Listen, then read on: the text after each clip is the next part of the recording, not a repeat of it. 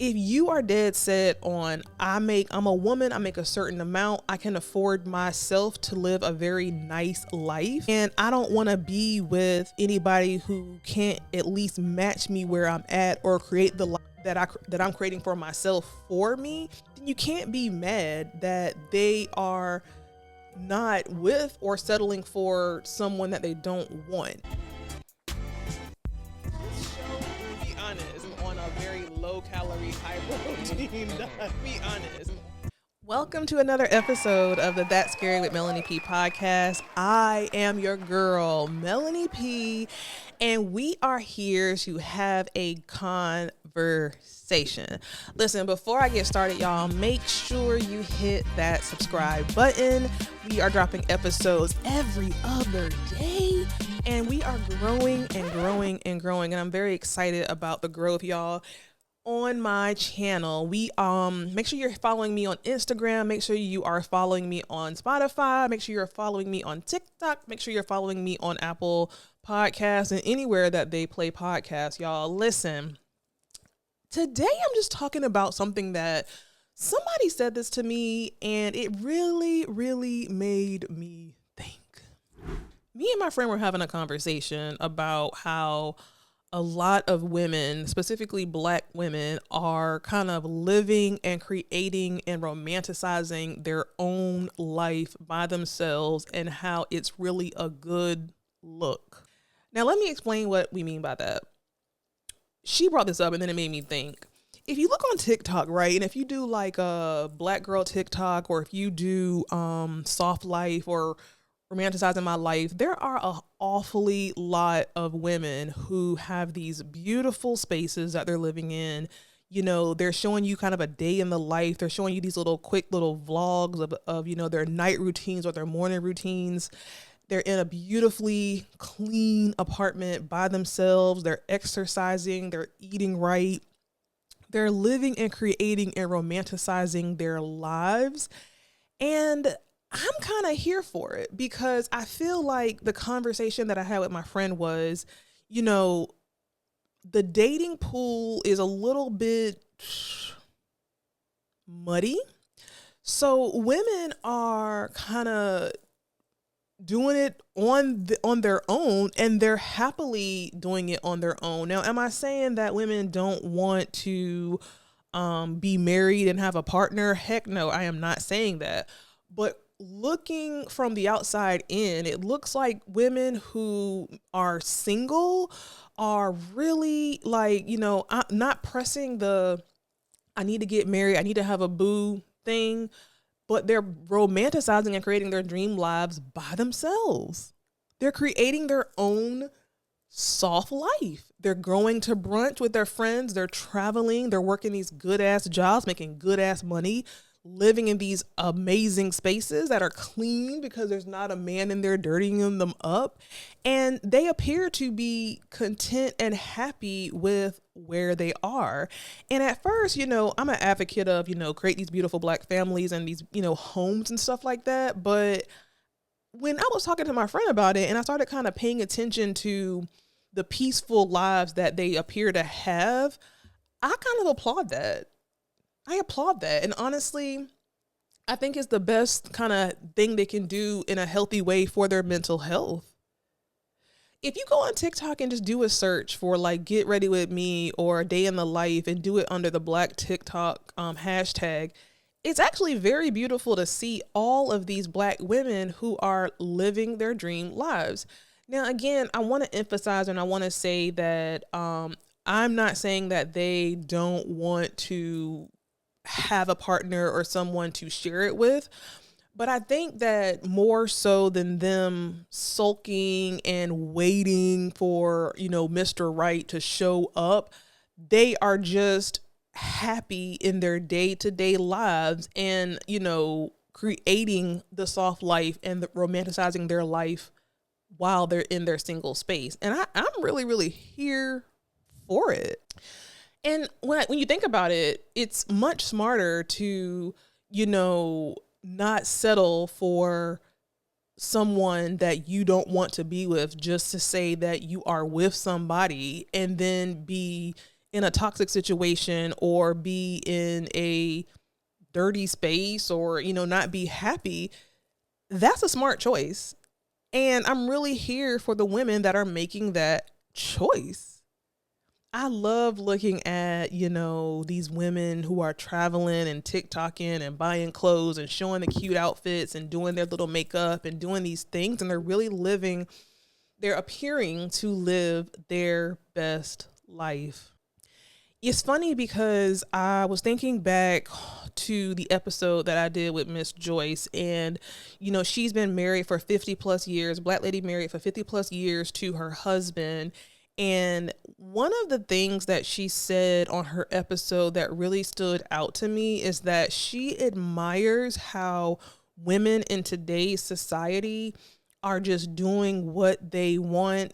They're not so quick to have kids or not so quick to get married. They are really enjoying and experiencing life, and how in her generation that was unsaid to do.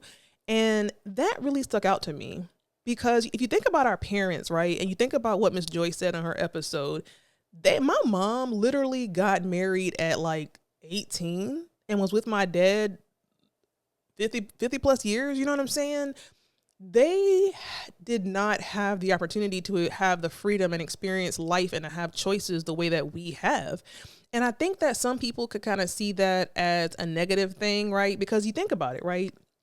When you look at the Kevin Samuels and the Anton Daniels, they're like, oh, women are single because this, and they can't find a good man. They want too much, and they want somebody to pay all the bills, and they want somebody to do this and do that, so they're going to forever be single and blah blah blah. But at the end of the day, you can't really fault somebody for having a certain list of desires that they want in their partner and not settling for less. Now, I spoke about this before. There's a difference between having a list and certain requirements that you want and having some outlandish things that might be preventing you from being in a healthy relationship. But you cannot fault someone for saying, I might not agree, and it might be a lesson to be learned in it for the person or even for me. But if you are dead set on, I'm a woman, I make a certain amount, I can afford myself to live a very nice life, and I don't want to be with anybody who can't at least match me where I'm at or create the life that I'm creating for myself for me, then you can't be mad that they are not with or settling for someone that they don't want. You literally can be the opposite. That's an applaud, because unfortunately there are a lot of people who are getting divorced. There are a lot of people who are in unhealthy and unhappy relationships, and a lot of men cheating, a lot of bad things going on. So if I'm a single woman and I'm seeing all of the toxicity in marriages and relationships around me, that should make me be even more cautious in who I choose as a partner and who I choose to have kids with. Why would you intentionally bring a child in a situation that you're not even happy in? I love it. Like, I love to see these young girls like in their 20s and 30s and even, some in their 40s who have certain requirements for their life, and until they find something or until that something finds them that resonates with what they want and their goals out of life, they're going to create the dream life that they want.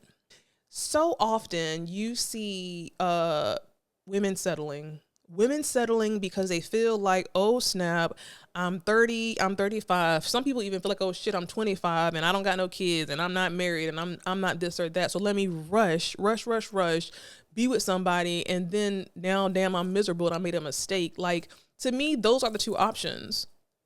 I can resonate with this because I feel like, especially being my age, sometimes and I did this, we do stuff that we think our parents want us to do, and we make decisions based off how it looks on the outside. Like, we make decisions because we want to make our parents happy and make our parents proud, and we want to do what our parents want from us. You know what I'm saying? And then you're not living your life for you. You're living your life for what somebody else wants out of it. Like, you are not doing what you want to do. You're doing what your parents want you to do, or what your mom or your dad or whoever wants to do. So I feel like this whole, I don't want to say independent, but this whole stick to your guns, go after what you want vibe that women are on now, I'm here for it. It's so many women out here, y'all, and I'm thinking of people I know. I'm thinking of people in my family, and it's like, would you rather settle for something that is not serving you and has you pouring from an empty cup on a day-to-day versus creating your dream life and trusting the universe and trusting God to provide you with the life that you want? Or would you just rather settle? I think about, my niece that I had on the show, and I love her to death. And I think that, I think she's like 25, and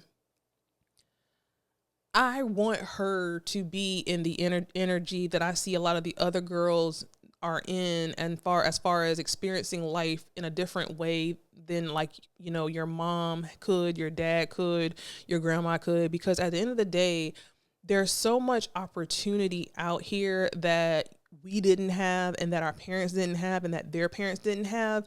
And you want to encourage your children, especially your daughters, to take advantage of opportunities that they have.